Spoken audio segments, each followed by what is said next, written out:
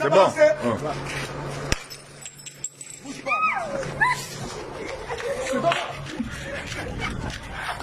Attrapez.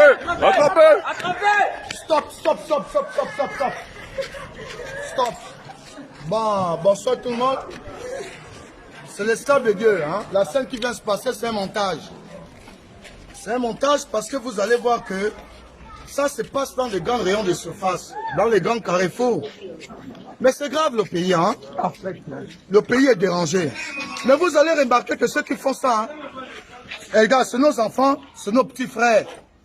L'âge varie de 14 à 25 ans. Mais ils le font pourquoi? 1. On développe hein, la précarité. 2.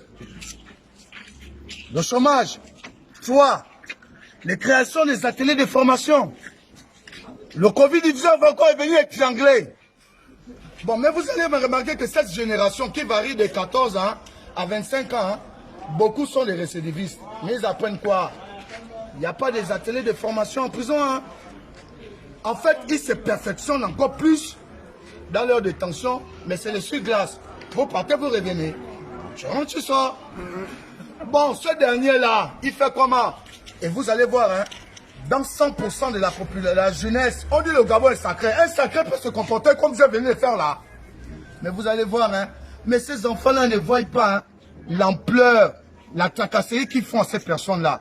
Ils prennent des grands documents, des pièces importantes. Hein, et gars, en fait, on ne comprend pas. C'est une jeunesse sacrée ou alors, je ferme la bouche. Parce que sacré, il y a un contraire là. C'est une jeunesse, on fait comment? On fait, il y a le chômage. C'est dingue. Et beaucoup de ces enfants-là vivent avec maman. Hein. Le papa s'est désengagé. Il grandit, il veut se faire plaisir. Il fait comment? Bon, en fait, hein, Nourdine, je m'indexe à toi. Denis Junior, c'est la même famille, c'est la même branche. Le pays est comment? On va à la dérive. Hein.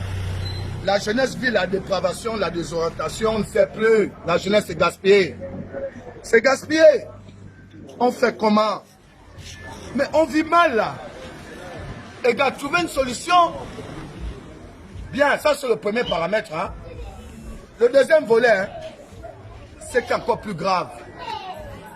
Avant-hier, j'ai discuté avec un frangin, moi, hein, un frère Westaf, nationalité burkinabé, en situation régulière, hein, peut-être 5 ans au Gabon.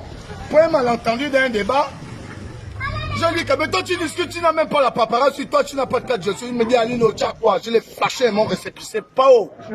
Il me dit Gabonais PD, les 3 MM, la reine mère, c'est toi la dernière cour, hein, les 3 MM, je parle en parabole. Les gars, faut enlever ça. Enlève la loi que tu... Je pouvais lui bousiller. Je suis un PD. Je peux le bousiller. Mais j'ai acquis la longanimité. Le grand fait de la maîtrise en soi. Mais je me suis retenu là. Je peux le foutre au bordel, lui casser. Mais j'ai compris que c'est comme moi-même. C'est le pays qui a voulu valider ça. Je suis pas dans un aéroport. Je sors mon passeport. Quand on me regarde, on va dire au Gabonais PD. Ça dérange l'esprit des gens. Hein. En fait, c'est ça. Un peuple... Hein, un peuple sans culture, c'est un peuple mort. Un peuple sans réforme, c'est un peuple détruit. Hein? C'est un peuple détruit. Hein? Bien, je vais dédicacer hein, mon grand frère Eloine Zondo. Allô bébé, je te rappelle, je suis en pleine interview là. Je dédicace mon grand frère Eloine Zondo, ma petite soeur Jocelyne Makita, mon frère Ibili Franck Sosé, bon, ma soeur Félicinian, le père de Michel. Mais je voulais vous présenter aussi mon producteur. Viens ici, Tinien. Ça, c'est mon producteur. Hein? C'est comme ça. En fait, c'était les affaires du ghetto et du Mapan. Volume 1, tome 1. Wow. Là, on va encore le mixer. Mais regarde.